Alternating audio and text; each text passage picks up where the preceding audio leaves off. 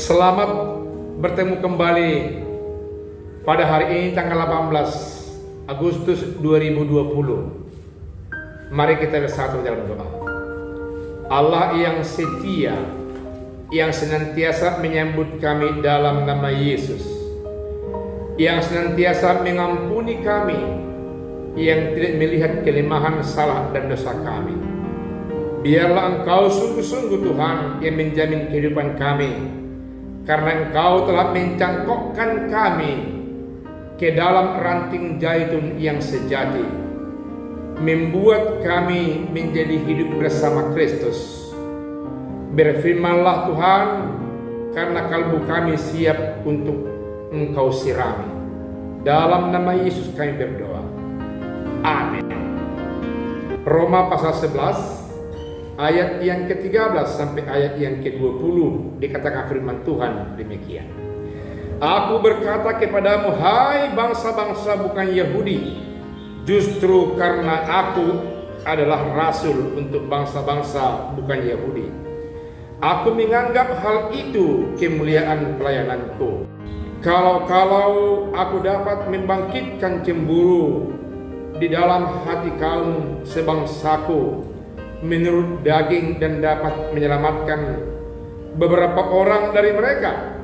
Sebab jika penolakan mereka berarti perdamaian bagi dunia, dapatkah pemerintah mereka mempunyai arti daripada hidup dari antara orang mati?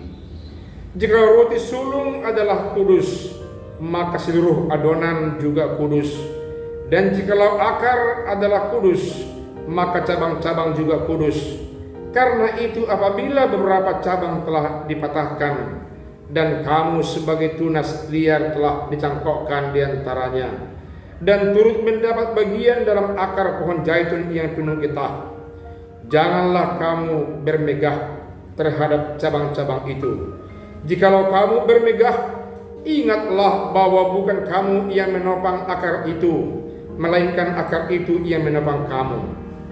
Mungkin kamu akan berkata, ada cabang-cabang yang dipatahkan supaya aku dicangkokkan di antaranya sebagai tunas.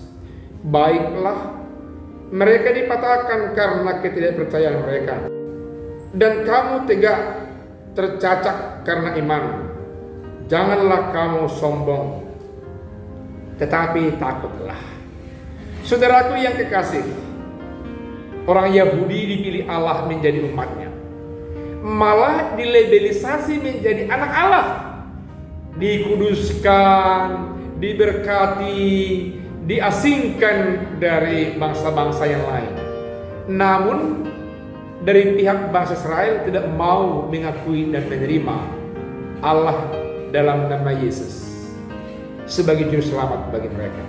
Mereka menolak itu, mereka membelakangi itu, dan mereka masih menyimpan pengharapan akan hadirnya Mesias sampai saat ini, walaupun tidak secara total orang-orang Yahudi.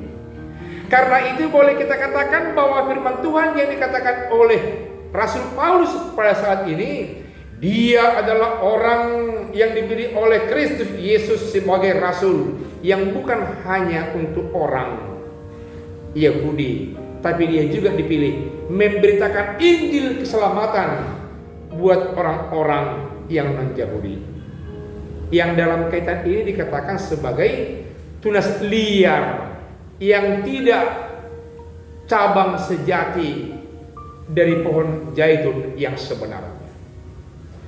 Namun di sisi lain bahwasanya cabang tunas sejati dari pohon zaitun seperti yang dimaksudkan oleh Rasul Paulus telah patah, dipatahkan karena mereka tidak mau kokoh bercacat seperti yang diharapkan oleh Tuhan dalam kehidupan mereka. Sebaliknya bangsa yang lain yang sudah memperoleh berita Injil keselamatan yang diberitakan oleh rasul-rasul termasuk Rasul Paulus, iman percaya mereka kokoh bercacat. Karena itu mereka dikatakan sebagai ranting zaitun yang liar, yang dicangkokkan kepada ranting pohon zaitun yang sejati. Siapakah dia? Kitalah itu. Orang yang bukan berdarah Yahudi, orang-orang yang bukan ras Yahudi, orang-orang yang bukan termasuk keturunan orang Yahudi, tapi karena iman yang kokoh menerima Allah dalam nama Yesus, kita dicangkokkan dan dimasukkan dalam ranting yang asli dari pohon zaitun yang sejati. Dan kita memperoleh kesempatan akan hidup dalam kerajaan Allah bersama-sama Tuhan kekal selama-lamanya. Nah, sebaliknya bagaimana orang Yahudi yang sejati, yang dalam kaitan ini sudah dipatahkan karena menolak, tidak menerima Allah dalam nama Yesus? Apakah mereka akan diselamatkan? Dan bagaimana Allah dengan anugerahnya yang telah memilih mereka?